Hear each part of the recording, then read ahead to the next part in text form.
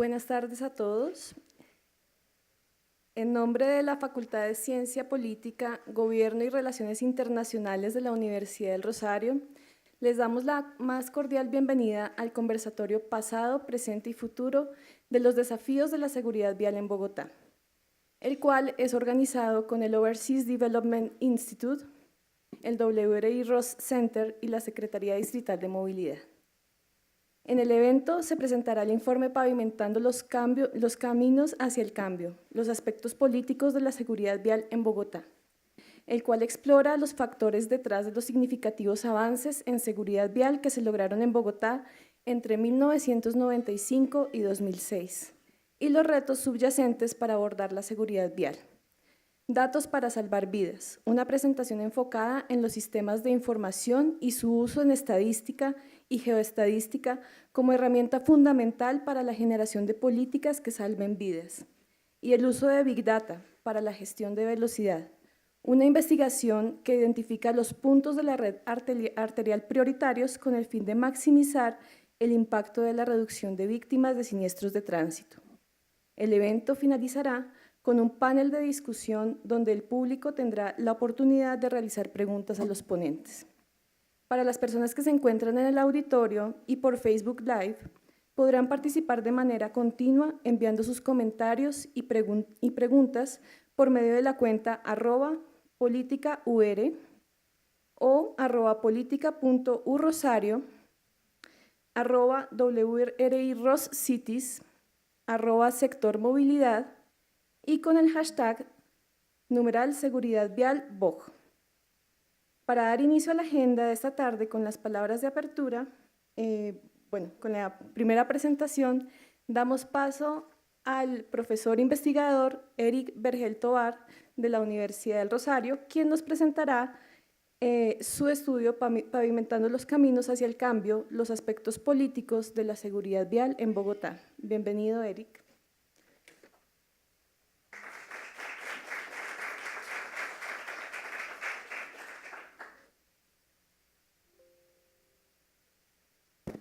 Buenas tardes a todos. Muchas gracias, Natalia, por la introducción y la presentación. La idea es compartir con ustedes la publicación de este informe, un reporte que hicimos también con el investigador Darío Hidalgo, que está aquí presente hoy, el día de hoy, y con Ana Bray Sharping, que es una investigadora del WRI que labora en Washington, pero ha estado muy involucrada con estos temas de seguridad vial en América Latina. La idea del evento del día de hoy es divulgarles a ustedes los hallazgos de este estudio y también compartir los temas en los que se está avanzando en investigación en temas de seguridad vial hoy en día en Bogotá. Este estudio, la traducción que encontramos para el español fue Allanando los caminos al cambio, porque lo que busca el estudio es entender cómo Bogotá desde los 90 hasta la actualidad logra una reducción muy significativa en el número de fatalidades, y eso se debe a una serie de factores que vamos a explicar están relacionados con el aspecto más bien político de las administraciones distritales durante el tiempo. La estructura de mi presentación pues busca discutir un poco la estructura del informe, pero también voy a tomarme el atrevimiento de profundizar en algunos temas o aspectos que en el informe pues están, digamos, para el público, pero que acá podemos profundizar aún más. Voy a explicar, digamos, el origen de la investigación y del trabajo, los tres enfoques fundamentales que encontramos en la investigación frente a la seguridad vial. Hay una parte especial que tiene que ver con Transmilenio, como una infraestructura que interviene en la ciudad y de alguna manera modifica comportamientos. Vamos a ver unos aspectos que tienen que ver con desafíos. Eso está más que todo relacionado con aspectos que no se esperaban que ocurrieran. Son sorpresas que se presentan cuando se hacen intervenciones en la ciudad. Luego vamos a hablar un poco del mapa de actores que encontramos en la investigación y cerramos con unas lecciones y unas recomendaciones sobre el estudio. Esta es la página web donde el Overseas Development Institute está publicando los hallazgos de 3 estudios de caso. Eso es importante tenerlo en cuenta para saber el lanzamiento de este reporte en español. Tiene que ver con el estudio de caso de Nairobi, en Kenia, Mumbai, India y Bogotá, Colombia. En esta página web, aquí está la dirección. Si no, yo les puedo hacer llegar la presentación. Sí, la presentación es pública también. Básicamente lo que hace aquí el Overseas Development Institute es comparar los hallazgos de los 3 estudios de caso, y lo que quiero que tengan presente es que lo interesante del trabajo que hicimos fue generar estudios de caso para 3 ciudades, Nairobi, Mumbai y Bogotá, comparar los hallazgos, y teníamos la oportunidad de interactuar con los demás consultores e investigadores en esas ciudades para conocer un poco los hallazgos de cada una de las investigaciones. La metodología es similar, pero digamos que lo que se buscaba era generar un diálogo de estudios de caso en temas de seguridad vial. Bogotá es uno de ellos. Y esta gráfica, digamos, es el punto de partida. Es una gráfica que es muy disidente en términos del número de fatalidades por colisiones en Bogotá y en Colombia.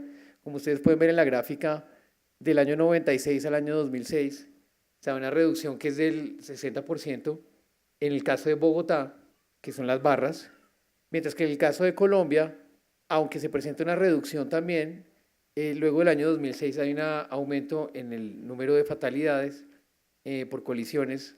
Estos son datos que ustedes pueden también consultar en Forensis, que es medicina legal en Colombia, y datos que también están publicados en medios de comunicación o en entidades que están interesadas como el WRI en estos temas. Entonces, el punto inicial es por qué Bogotá logra reducir digamos, en un 60% la accidentalidad o los números de fatalidades, perdón, y luego en el tiempo, digamos que se estanca, que no es una mala noticia, pero pues no se ve una tendencia que continúe reduciendo en el tiempo esa cantidad de fatalidades en Bogotá, y eso motiva la investigación. ¿Qué ocurrió en Bogotá entre el 96 y el 2006 y qué ocurrió entre el 2006 y en adelante para explicar, digamos, estas cifras?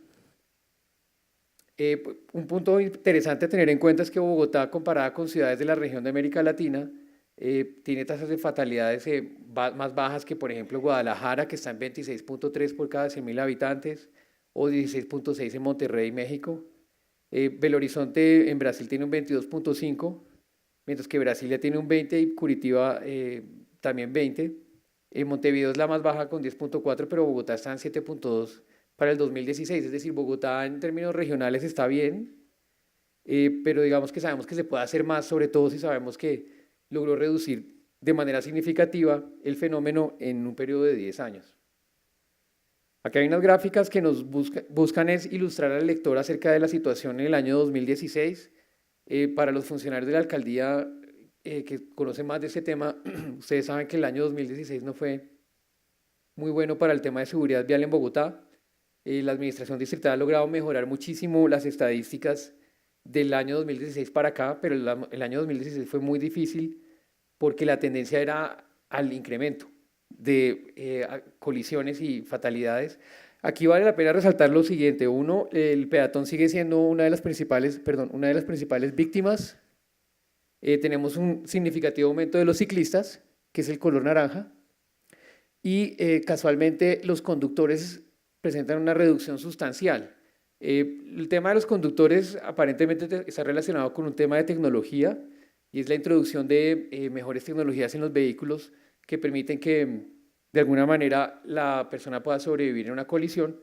Y finalmente, pues el motociclista es un actor vial que está cada vez aumentando más en esta distribución que vemos en la gráfica de la izquierda. La gráfica de la derecha lo que busca es mostrar el número de víctimas lesionadas, y aquí vemos que igualmente para el caso de los conductores la reducción es sustancial. En el caso de los ciclistas el número aumenta, y lo que vemos es que aunque hay una reducción importante entre 2007 y 2008, los actores más vulnerables de la vía siguen siendo los más lesionados en el caso de una colisión en la ciudad. Bien, en cuanto al tema de género, la información que tenemos disponible sugiere que hay mayores peatones mujeres que son víctimas en accidentes o en colisiones en Bogotá, mientras que en el caso de la bicicleta, la mayoría de las víctimas son hombres.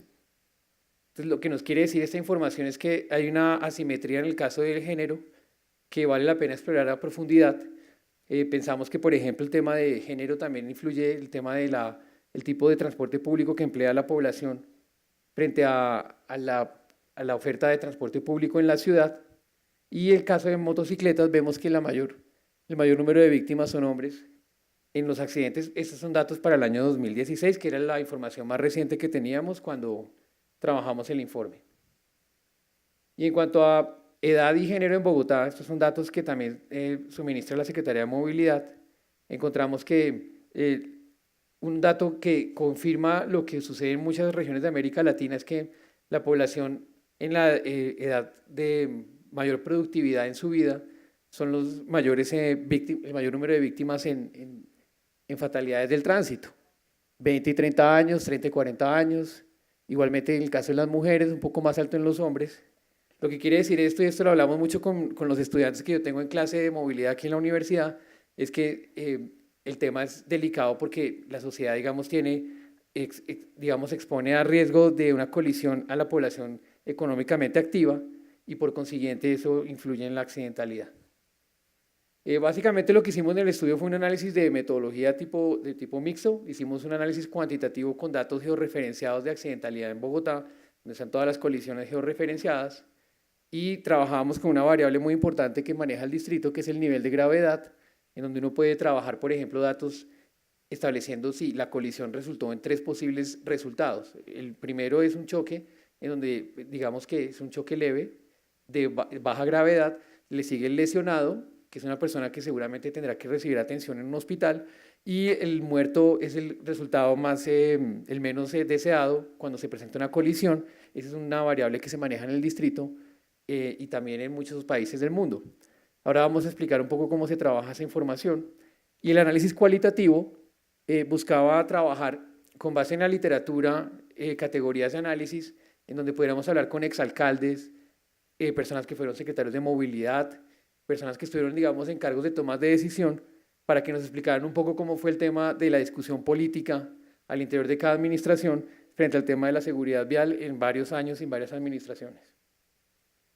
La gráfica que empezamos a trabajar fue pues, poner en secuencia las administraciones. Ustedes pueden ver acá que Jaime Castro es el primer alcalde que tenemos en el año 92 como un alcalde que inicia en lo que en la literatura se conoce como la transformación de Bogotá. Bogotá se transformó en términos de fiscales, se transformó en términos de infraestructura, se transformó en términos de educación, en recaudo. Bogotá se volvió una ciudad viable. En los 90 sabemos que Bogotá era una ciudad que no lograba acceder a un préstamo del Banco Mundial y gracias a una política fiscal muy responsable que arranca con Jaime Castro, ese cambio se empieza a generar. Pero en cuanto a los datos, pues no teníamos datos desde el año 92. Podemos ver que Antanas Mocus recibe la ciudad con una tasa del 22.3%. Le entrega al alcalde Peñalosa en su primera administración una tasa ya mucho más baja para que Antanas Mocus en la segunda administración tenga una ciudad con una tasa del 10.7% y le entrega a Luis Eduardo Garzón una tasa del 7.4%, la cual se mantiene estable en el tiempo hasta que Enrique Peñalosa en su segunda administración recibe de Gustavo Petro una tasa del 7.2%. Digamos que aquí lo que vemos es, lo que tratábamos de hacer era cruzar los datos de accidentalidad con cada administración distrital para luego explorar qué era lo que estaba ocurriendo y eran los temas que discutíamos con los actores que entrevistamos en las entrevistas semiestructuradas. Y acá quiero resaltar los 3 enfoques, ahorita voy a explicar cada enfoque en una diapositiva, que resultaron de ese análisis cualitativo de entrevistas. El primero es el de la infraestructura y la movilidad sostenible. Los participantes de las entrevistas, hay unos que se inclinan muchísimo hacia este lado de la gráfica, en donde piensan que solamente con infraestructura podemos modificar comportamientos. Ejemplos claros de eso son, por ejemplo, cómo estamos evitando que la gente pase al Transmilenio sin pagar. Se colocan barreras físicas. La infraestructura de alguna manera puede modificar comportamientos de la población de acuerdo a barreras o digamos al diseño de la ciudad. Hay otros participantes que se enfocaban más en el tema de educación y comportamiento. Son personas que piensan que uno puede cambiar la forma en que las personas actúan, interactúan y son actores viales de acuerdo a campañas que los hagan conscientes de la situación. Aquí hay una discusión interesante y es que algunos piensan que la infraestructura influye la educación o la educación puede promover una infraestructura que modifique comportamientos. Es una discusión en la que los actores de las entrevistas no están del todo de acuerdo, pero yo les pongo un ejemplo muy sencillo. Si yo estoy promoviendo cebras para que las personas crucen las vías de una manera segura, pues si las cebras no existen va a ser muy difícil que a pesar de la conciencia de la población, sin contar con la infraestructura, podamos cambiar el comportamiento de los actores viales. Y los participantes en las entrevistas siempre convergen hacia el control.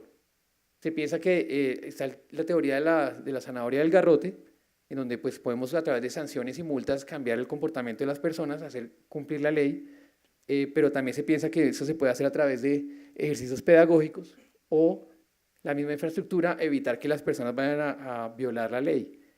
El punto principal aquí que quiero resaltar es que ambas aproximaciones buscan el control, buscan el cumplimiento y que se ejecuten las normas y las políticas en la ciudad. Bien, entonces veamos el primero. El primero tiene que ver pues con lo que les explicaba inicialmente para entender los tres temas. Es el de la transformación de Bogotá, en donde Bogotá logra mejorar su cultura fiscal, la cultura ciudadana de Antanas Mockus desde los 90s, cambia esa aproximación hacia la ciudad, donde hay una mayor confianza en la administración pública, el diseño urbano que introduce Enrique Peñalosa a través de inversiones en infraestructura y transporte y mejoramiento barrial hacen parte de esa transformación de Bogotá. Hay mucha literatura sobre el tema que sugiere que en estas tres administraciones es cuando se da el vuelco total de la ciudad y acá vemos cómo la cultura ciudadana es el proceso que da el cambio para que luego con la cultura fiscal que logra la ciudad se puedan hacer inversiones en infraestructura de transporte masivo, que sería en este caso el Transmilenio, y cómo la alcaldía la segunda alcaldía del alcalde Enrique Peñalosa retoma la cultura ciudadana, y acá pues no había acuerdo entre los actores de las entrevistas en donde ellos algunos argumentaban que la cultura ciudadana nunca volvió, otros argumentan que sí volvió, y ahí hay una discusión, pero lo interesante es que la ciudad, después de la gran transformación fiscal y educación y en infraestructura, da un giro hacia aspectos más sociales, sobre todo por el giro a la izquierda en los gobiernos distritales. Con la llegada de Luis Eduardo Garzón se empieza a trabajar temas como Bogotá sin hambre, reducción de pobreza. En la alcaldía de Gustavo Petro, sobre todo, se empieza a trabajar el tema del reciclaje, el tema de segregación socioespacial y temas como el cambio climático. Entonces, lo que quiero que vean acá es que hay un contexto también político muy importante y es que al dar el giro a la izquierda a la ciudad, la dimensión social y la reducción de pobreza se vuelve un tema de política pública y de agenda para las administraciones, mientras que la alcaldía actual de Enrique Peñalosa se caracteriza mucho por promover el tema de la movilidad sostenible y trata de retomar aspectos de la agenda que vienen de esa época denominada la transformación de Bogotá. Bien, voy a explicar entonces los tres temas. El primer tema tiene que ver con educación y aquí pues básicamente el principio de la vida sagrada de Antanas Mockus es el que logra cambiar la forma en que se aborda el tema de la seguridad vial. Antanas Mockus le exige a su gabinete que le reporte todas las semanas la reducción de muertos en la ciudad. Bogotá en los 90 tenía una tasa altísima de muertos que lleva a que la cultura ciudadana se enfoque en proteger la vida de la población y eso lleva a una serie de medidas muy importantes que influyen en la reducción de la accidentalidad. Dos, el Fondo de Prevención Vial, que luego lo empieza a manejar la Agencia Nacional de Seguridad Vial hoy en día, era un actor muy importante porque eran los que promovían las campañas para prevenir accidentes en la ciudad y era un fondo manejado por las aseguradoras del sector privado. Es un tema que los actores en las entrevistas sugieren que hay que darle más seguimiento. Hoy en día hemos visto que la Agencia Nacional de Seguridad Vial es un actor muy importante a través de campañas, retomando la antigua labor del Fondo de Prevención Vial. El segundo tema de infraestructura tiene que ver con cambiar el diseño e infraestructura en la ciudad con Transmilenio y con infraestructura para transporte no motorizado. Y acá hay una interesante aproximación, no solamente a través de ciclorrutas, sino de puentes peatonales. Ahora bien, el puente peatonal es un tema de discusión muy fuerte entre los investigadores y aquí tiene que ver un poco con el tema de cómo un puente peatonal puede atraer cada vez más población o actores viales, incrementando la exposición al riesgo a un accidente, que es un tema que nosotros recomendamos investigar a futuro debido a que es una intervención que puede tener efectos no deseados y todavía no está comprobado, digamos, estadísticamente cuál es su implicación. Entonces, infraestructura. Y el tercero, el enfoque del control, que tiene que ver un poco con el cambio de la policía azul, que en la época de los 90 los conocían a la gente como los chupas, por el tema de la corrupción. Antanas Mockus logra cambiar eso por una policía metropolitana que empieza a hacerse responsable del control y ejecución de las normas de tránsito. El Código Nacional de Tránsito entra en el 2002 como una norma muy importante. Y otro aspecto muy importante en temas institucionales es que la Secretaría Distrital de Movilidad surge de la fusión entre la Secretaría de Tránsito y Transporte y el Fondo de Educación y Seguridad Vial, FONDAT, que era el que manejaba la mayor cantidad de recursos en el distrito. El Ministerio de Transporte, por supuesto, es un actor muy importante desde el nivel nacional, pero su acción empieza a tener mayor énfasis con la presencia de la Agencia Nacional de Seguridad Vial, de una creación más bien reciente. Y acá es un ejercicio que hicimos con la revisión de los planes de desarrollo de todas estas administraciones, y lo que hicimos fue clasificar los proyectos por cada uno de estos grandes temas para ver que en el caso de algunas administraciones la inversión en educación y campañas educativas enfocadas en seguridad vial era más importante. Claramente para Antanas Mocus en su segunda administración esa es la prioridad, mientras que infraestructura es prioridad casi para todas las administraciones, menos en la segunda administración de Antanas Mocus, de acuerdo a la información que logramos recuperar de la Secretaría Distrital de Planeación. Bueno, en cuanto a Transmilenio, no me alcanzo a detener en esta parte, pero estamos trabajando datos de accidentalidad en los corredores de Transmilenio versus zonas que no tienen Transmilenio, como la Boyacá, la 68, para comparar. Y lo que hemos encontrado es que, además de la literatura existente, es que Transmilenio logró reducir sustancialmente la accidentalidad en la ciudad, en la avenida Caracas, por supuesto, y según los participantes en las entrevistas, ese era un resultado positivo inesperado que se convirtió en una de las variables más importantes para el tema de promover Transmilenio en la ciudad, que tenía que ver con cómo en la avenida Caracas especialmente hubo una reducción sustancial gracias a la fase 1 del 41%, perdón, 38% de la fase 1 y 41% de la fase 2. Es decir, eso además en el reporte lo decimos muy claro, coincide con la época en la que más se reduce la accidentalidad en la ciudad. Es decir, la fase 1 y la fase 2 tuvieron un impacto supremamente fuerte en la reducción del número de fatalidades. Y acá un tema interesante es que, además de hacer unos mapas de densidad que confirman pues, que las zonas de mayor atracción de viajes en Bogotá es donde más tenemos concentración de colisiones, lo que hicimos fue un análisis en donde mirábamos el nivel de gravedad en la colisión en la ciudad y encontrábamos que al sur de la ciudad, en color rojo, es donde hay una mayor probabilidad que la colisión resulte en un herido o un muerto, mientras que en zonas del norte de la ciudad la colisión puede resultar en un choque simple. Eso quiere decir que de alguna manera el nivel socioeconómico y la infraestructura están influyendo en la accidentalidad vial en la ciudad. Bien, aquí unas gráficas solamente para que vean que el número de colisiones en los corredores de la fase 3 tienden a ser más bajos que en grandes vías arterias como la 68 o la Boyacá. Quisiera entonces enfocarme en los impactos imprevistos, que es la parte interesante también del estudio cualitativo, antes de cerrar. Uno, algo que no se esperaba era la corrupción que hubo en Bogotá durante la administración de Samuel Moreno, que detuvo la expansión del Transmilenio y que llevó a que esa corrupción detuviera de alguna manera la expansión de infraestructura en la ciudad, influyendo negativamente en el tema de seguridad vial en la ciudad. Dos, el cambio del Fondo de Prevención Vial, todavía no sabemos cómo le va a ir a la Agencia Nacional de Seguridad Vial asumiendo un rol que era más del sector privado y que tenía financiación del sector privado. Tuvimos la oportunidad de hablar con las aseguradoras y las personas que trabajan en aseguradoras nos dicen que ellos esperan que el sector público pueda asumir ese papel, pero a ellos les gustaría o de alguna manera extrañan la posibilidad de hacerlo con sus fondos desde el sector privado. En cuanto a infraestructura y movilidad sostenible, hemos encontrado que hay conflictos entre peatones y ciclistas por el espacio urbano. Hay resultados negativos de la infraestructura en cuanto a los puentes peatonales. Hay un efecto no deseado del puente peatonal. Eso sabemos que también tiene que ver con la seguridad y la criminalidad en la ciudad. Y tenemos también conocimiento acerca de cómo conductores en el sistema de transporte público en general presentan signos de agotamiento por largas jornadas de trabajo que pueden influir en la alta accidentalidad en la ciudad. Y sin duda alguna, pues la capacidad de la policía para controlar la ciudad es uno de los desafíos al hacer esa transferencia de responsabilidades que todavía está por verse las implicaciones que tiene. Y finalmente, para cerrar, me gustaría, no alcanzo a explicar el mapa de actores, me gustaría explicar un poco las lecciones aprendidas. La primera es que si se hacen reformas a nivel nacional, podemos generar cambios a nivel local. y la idea de combinar la tecnocracia con políticas públicas que se enfocan en temas de educación y cultura ciudadana pueden ayudar en la reducción de las fatalidades. Y el rol de los organismos internacionales en Bogotá ha sido muy importante. JICA en los 90 hizo el Plan Maestro de Transporte para Bogotá, un papel que tuvo muy importante, y hoy en día Bloomberg Philanthropies está apoyando al distrito en este tema. El organismo y el Banco Mundial también exigía este tema para Transmilenio.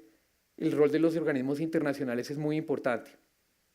La cuarta lección es que hay que vincular esto con temas que a la comunidad le interesen. En los 90 Bogotá estaba con una tasa altísima de muertos y efectivamente la ciudad adopta políticas públicas porque es un tema que le compete y que le interesa mucho a la ciudadanía.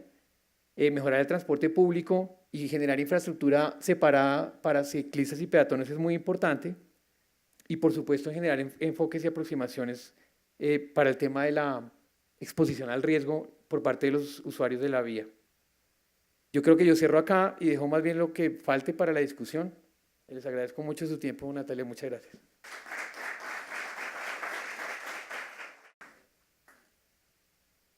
Gracias, profesor Eric Vergel, por tan interesante presentación.